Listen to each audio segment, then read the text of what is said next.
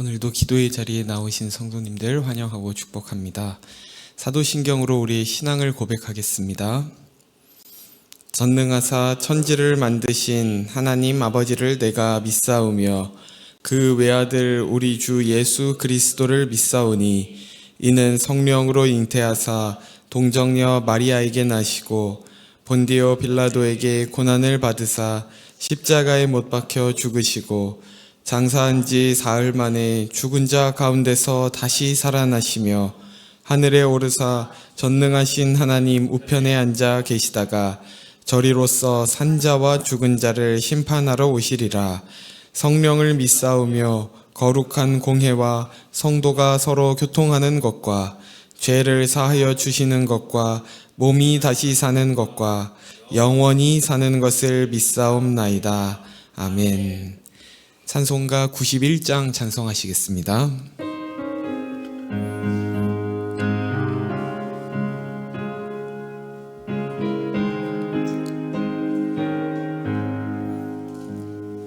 슬픈 마음 있는 사람 예수 이름 믿으면 영원토록 변함없는 기쁜 마음 얻으리. 예수의 이름은 세상의 소망이요 예수의 이름은 천국의 기쁨일세. 거룩하신 주의 이름 너의 방패 삼아라. 환난 시험 당할 때에 주께 기도드려라. 예수의 이름은 세상의 소망이요 예수의 이름은 천국의 기쁨일세. 존귀하신 주의 이름 우리 기쁨 되도다. 주의 품에 안길 때에 기뻐 찬송 부르리. 예수의 이름은 세상의 소망이요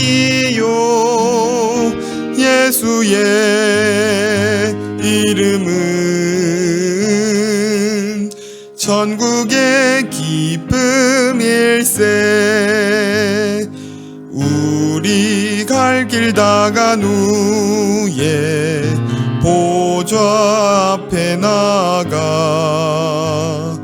왕의 왕께 경배하며 면류관을 드리리. 예수의 이름은 세상의 소망이요 예수의 이름은 천국의 기쁨일세. 아멘.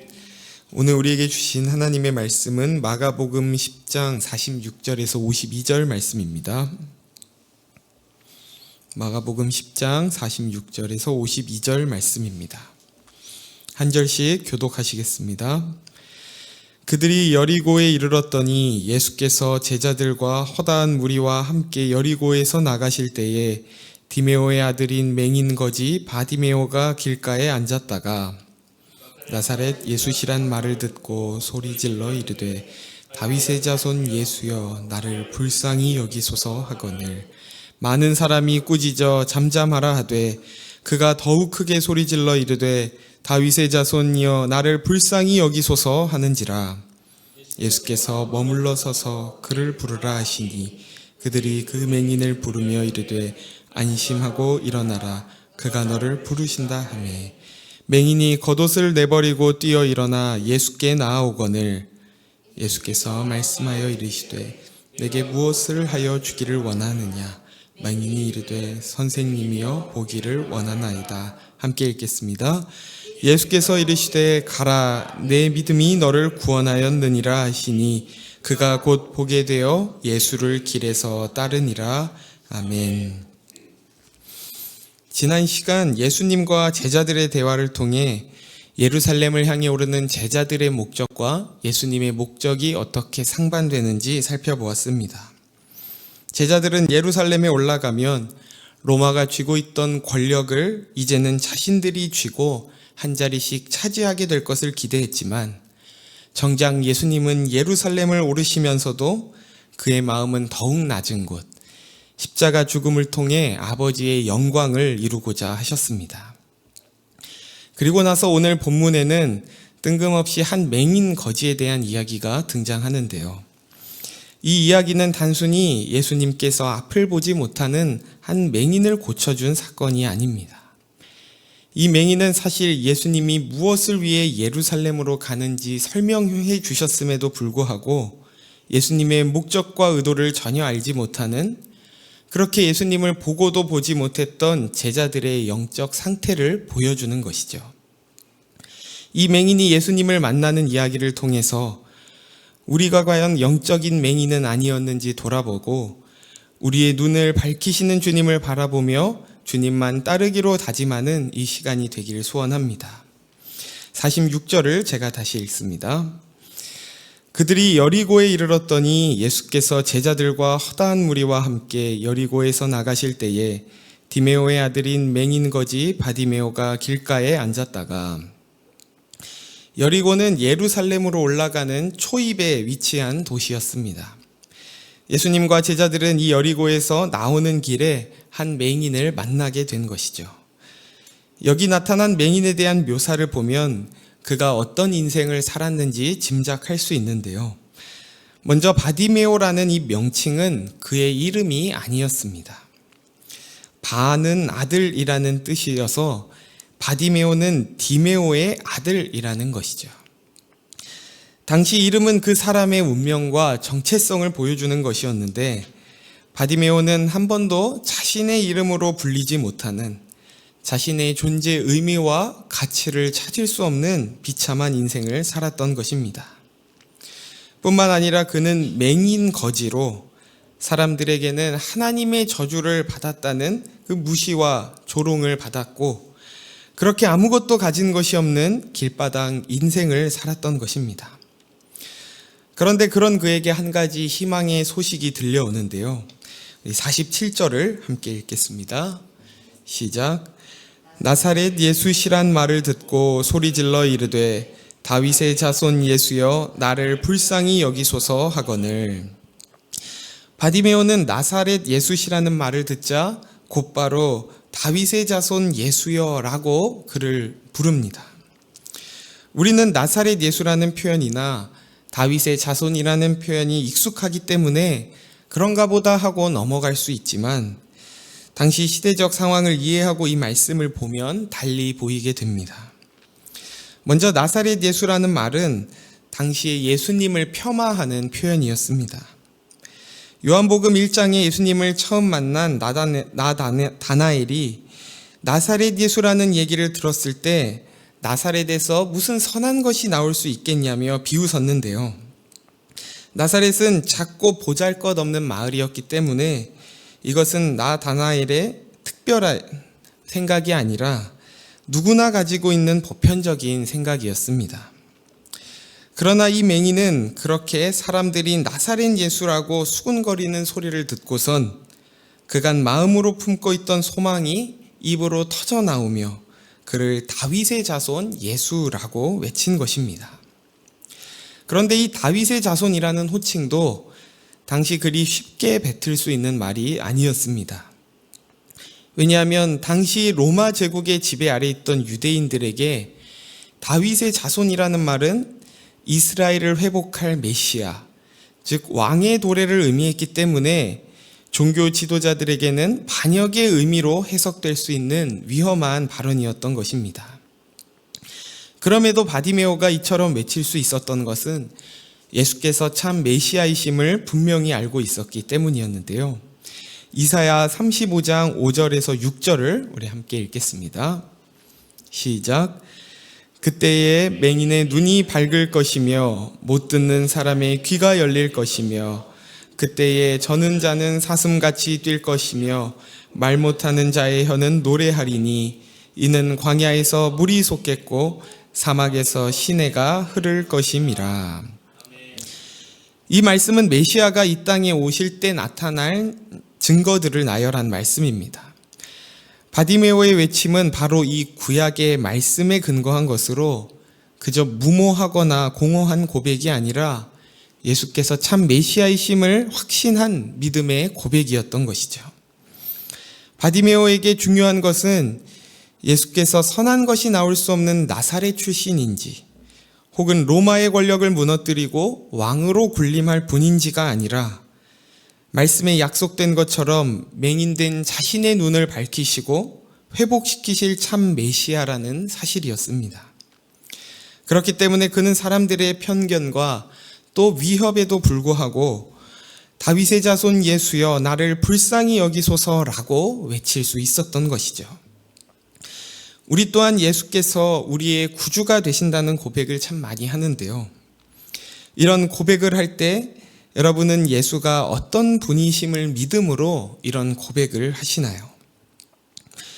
그저 우리 눈앞에 있는 문제를 해결해 주시는 분, 혹은 남부럽지 않은 삶을 살게 해주시는 분, 지금도 괜찮지만 그분의 교훈이 나를 조금 더 나은 존재로 개선시켜주는 정도로 생각하고 있었다면 더 나아가 영적인 맹인과 같은 우리의 눈을 열어주시고 우리를 새 생명으로 인도하시는 메시아이심을 고백할 수 있기를 소원합니다. 오늘날 우리에게 눈에 보이는 분명한 뚜렷한 박해와 핍박은 없지만 여전히 예수께서 우리를 구원할 메시아라고 고백하는 데는 많은 희생과 포기가 따릅니다. 때론 사람들의 편견과 조롱을 넘어서야 하기도 하고 때로는 세상의 편의와 즐거움을 포기해야 하기도 합니다. 바디메오에게도 마찬가지로 자신의 비참한 처지, 권력의 위협, 사람들의 무시와 같은 많은 장애물들이 있었음에도 불구하고 그에게는 그 어떤 것도 꺾을 수 없는 분명한 소망이 있었습니다. 즉 구약에 예언되었던 메시아이신 예수만이 앞을 볼 수 없고 아무 의미도 가치도 없었던 자신의 삶을 회복시켜 주실 것이란 소망이 있었던 것입니다. 그렇기 때문에 그의 육신의 눈은 보이지 않았지만 그 누구보다 예수를 제대로 볼 수 있었던 것이죠. 그러나 주변에 있던 많은 사람들은 그의 입을 막으려 하는데요. 48절을 제가 읽겠습니다. 많은 사람이 꾸짖어 잠잠하라 하되 그가 더욱 크게 소리질러 이르되 다윗의 자손이여 나를 불쌍히 여기소서 하는지라. 사람들은 바디메오를 꾸짖으며 그의 입을 막으려 합니다. 이것은 사실 사단이 우리에게 하는 일이죠. 사단은 우리가 예수의 이름을 부르지 못하도록 막습니다. 그런 위협까지 무릅쓰면서 예수를 찾을 필요는 없다고, 혹은 그분의 이름을 부를 만한 자격이 너에게는 없다고 우리를 위축시키고 주저하게 만들곤 하는 것이죠. 그러나 바디메오는 가난한 심령으로 그분의 이름을 더욱 크게 부르짖습니다. 다윗의 자손 예수여 나를 불쌍히 여기소서. 만일 여러분 가운데 어떠한 기도도 나오지 않는 깊은 낙심과 절망 가운데 계시는 분이 있으시다면 이 맹인의 고백을 따라 기도하시기를 바랍니다. 주님께서는 그렇게 자신의 이름을 부르며 자신을 찾는 이를 외면하지 않으시고 그 발걸음을 멈춰 세워 그를 만나 주실 줄 믿습니다. 예수님께서 이 맹인의 부르짖음을 들으시고 그 맹인을 불러오라고 말씀하시자 그가 어떤 반응을 보이는지 우리 50절을 함께 읽겠습니다. 시작. 맹인이 겉옷을 내버리고 뛰어 일어나 예수께 나아오거늘. 예수를 영접하는 이 맹인의 감격스러운 모습이 이곳에 단적으로 잘 나타나 있습니다. 예수님께서 자신을 찾는다고 하자 그는 바로 자신의 겉옷을 내버리고 예수께 나아가는 것이죠. 이때 내던진 그의 겉옷은 단순한 겉옷이 아니라 그의 모든 것이었습니다. 그것은 구걸하기 위해 길바닥에 펼쳐놓은 겉옷이기도 했고, 밤이 되어 날이 쌀쌀해지면 자신의 어깨를 덮어 추위로부터 지켜주는 생존 수단이기도 했습니다. 그 옷이 없으면 그는 언제 죽어도 이상하지 않은 생명과도 같은 것이었죠. 그러나 예수님께서 그를 부르실 때 그 안에 넘치는 기쁨으로 인해 그 겉옷은 주님 앞에 나아가기에 거추장스러운 것에 불과한 것이 될 뿐이었습니다. 성경에 이 맹인의 모습과 정반대되는 인물이 있었는데요. 그것은 바로 부자 청년입니다. 그가 예수님께 영생을 얻기 위해서 무엇을 해야 하냐고 물었을 때 너가 가진 재물을 나눠주라고 예수님께서 말씀하시자 그가 재물이 많음으로 근심하여 떠나갔다라고 합니다. 그에게 재물은 그의 정체성이자 삶의 버팀목이자 의미였습니다. 그러나 그것이 예수님을 따르는 데는 장애물이 되었던 것이죠. 우리가 예수님 앞에 나아갈 때 우리는 우리의 겉옷을 벗어야 할 줄로 믿습니다. 제자들이 처음 예수님을 따를 때도 그들이 가지고 있던 모든 것을 버려두고 예수님을 따랐던 것처럼 우리 역시 나의 계획, 나의 대안을 가지고는 그분을 따를 수 없습니다. 그가 아니어도 살 구멍을 만들어 놓는다는 것은 어쩌면 그가 우리의 유일하고 진정한 소망이 됨을 믿지 못하고 있음을 반증하는 것이죠. 그렇게 모든 것을 버리고 예수님 앞에 나온 이 맹인에게 예수님은 이렇게 질문하시는데요. 51절입니다. 예수께서 말씀하여 이르시되 내게 무엇을 하여 주기를 원하느냐? 맹인이 이르되 선생님이여 보기를 원하나이다. 내게 무엇을 하여 주기를 원하느냐라는 이 예수님의 질문이 어딘가 익숙하지 않으신가요? 바로 앞에 제자들이 예수님께 우리가 원하는 것을 들어주십시오라고 했을 때 예수님이 하신 질문이었습니다. 그때 제자들은 이 질문에 답하기를 주의 우편에 그리고 좌편에 앉게 해달라고 하면서 세상의 권력을 구했고 더 나은 삶의 환경을 구했던 것입니다. 그러나 여기서 맹인은 뭐라고 대답하나요? 보기를 원하나이다 라고 대답합니다. 당연한 것 같지만 그 역시 제자들처럼 보다 나은 환경을 구할 수도 있었을 것입니다. 보지 못해서 겪는 불편한 상황을 해소시켜 달라고 구할 수도 있었겠죠. 그러나 맹인은 그가 가진 문제의 본질을 정확히 알고 있었습니다. 그리고 보기를 원한다는 이 맹인의 고백은 사실 제자들이 구해야 했던 것이기도 한 것입니다.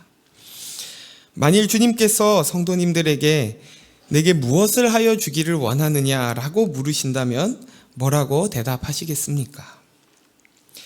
저와 여러분이 이 맹인과 같이 보기를 원합니다 라고 대답할 수 있기를 소원합니다. 그리고 그가 보기 원했던 것은 다른 이유에서가 아니었습니다. 그는 무엇보다 그의 소망이셨던 예수님을 보기 원했던 것이었는데요. 우리 마지막 52절을 함께 읽겠습니다. 시작. 예수께서 이르시되 가라 내 믿음이 너를 구원하였느니라 하시니 그가 곧 보게 되어 예수를 길에서 따르니라. 아멘. 예수님께서는 맹인에게 내 믿음이 너를 구원하였으니 가라 라고 말씀하십니다. 그러나 눈을 뜨게 된 이 맹인은 그가 곧 보게 되니 예수를 길에서 따랐다라고 말씀하는 것이죠. 만일 그가 눈을 뜨기 원하는 동기와 목적이 예수가 아니었다면 그는 더 나아진 자신의 상황을 의지해서 자신의 살 길을 찾아 떠났을 것입니다. 그러나 그가 진실로 보기 원했던 것은 바로 예수였으며 이제는 그를 볼 뿐만 아니라 그를 따르기로 한 것입니다. 말씀을 맺겠습니다. 맹인 바디메오는 영적으로 눈이 어두운 제자들의 모습을 보여줄 뿐만 아니라 제자들이 진정 구해야 할 것을 구하고 봐야 할 것을 보는 자로 서 있습니다. 예수님 앞에 나아가기에 많은 어려움이 있었지만 그럼에도 예수께서 자신을 구원할 참 메시아심을 믿었기 때문에 자신의 모든 것을 버려두고 그분 앞에 기쁨으로 나아갔던 것처럼 우리를 얽매고 있는 모든 것들을 뛰어넘어 주님 앞에 즐거이 나아가는 저와 여러분이 되기를 소원합니다. 그리고 그 주님 앞에 내가 보기를 원합니다 라는 고백으로 나아가셔서 보아도 보지 못했던 주님을 제대로 볼 뿐만 아니라 그분의 길을 따르는 참 제자의 삶을 사는 저와 여러분 되시기를 예수님의 이름으로 축원합니다. 이 시간 말씀을 생각하며 세 가지 기도 제목으로 함께 기도하길 원하는데요. 먼저는 우리의 구주가 되시는 주님께 다윗의 자손 예수여 우리를 불쌍히 여겨 주옵소서라고 더욱 크게 부르짖을 수 있는 가난한 심령과 용기를 믿음을 달라고 기도합시다. 두 번째로는 우리의 어두운 영적인 눈을 밝히시고 그 눈으로 주님을 볼 뿐만 아니라 삶으로 따르기 원한다고 기도합시다. 마지막으로 교회를 위해 기도할 때 우리 미디어부를 위해서 기도하길 원하는데요. 미디어부의 모든 부원들이 섬김을 통해 영적인 성장과 하나님 나라의 동역의 기쁨을 누리게 해달라고 우리 나눈 이 세 가지 기도 제목을 가지고 함께 기도로 나아가겠습니다. 하나님 아버지 감사합니다. 주님을 보아도 보지 못하는 영적인 맹인 되었던 우리를 주님께서 부르셔서 우리의 눈을 밝히시고 주님께서 우리의 구주가 되심을 고백하게 하시니 감사합니다. 하나님 우리가 그 주님을 바로 보게 하셔서 세상에 어떤 유혹과 또 우리를 향한 어떤 공격이 있을지라도 구주가 되시는 주님께 다윗의 자손 예수여 우리를 불쌍히 여겨달라는 고백으로 나아갈 수 있는 가난한 심령과 믿음을 더하여 주옵소서.